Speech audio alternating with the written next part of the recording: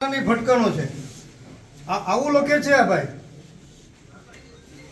અરે પણ જે હોય પણ આવી રીતે લખે. કોઈ અભણ માણસ હોય તો શું એની હાલત થાય?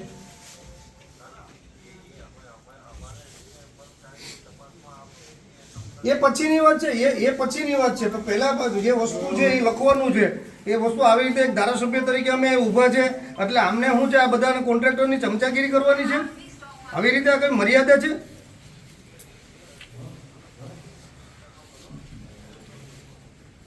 અને એને પાછો લખીને પાછો પાવર કરે છે.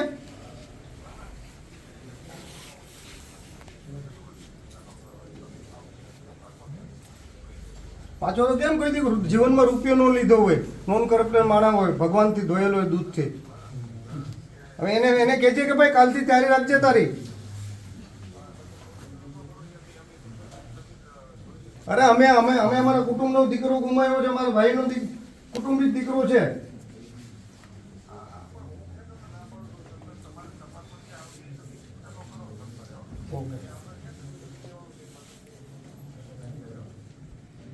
અને હું પોતે ત્યાંથી આવ્યો, હું ફોટોગ્રાફ લઈને આવ્યો, ના કોઈ ડાયવર્ઝન નથી, ના કોઈ કલર પ્રિન્ટ નથી મારી, કે રેડિયમ વાળી વસ્તુ નથી મારી ને, કે રેડિયમ વાળી વસ્તુ માને તો હું પોતે ભટકાઈ જાત.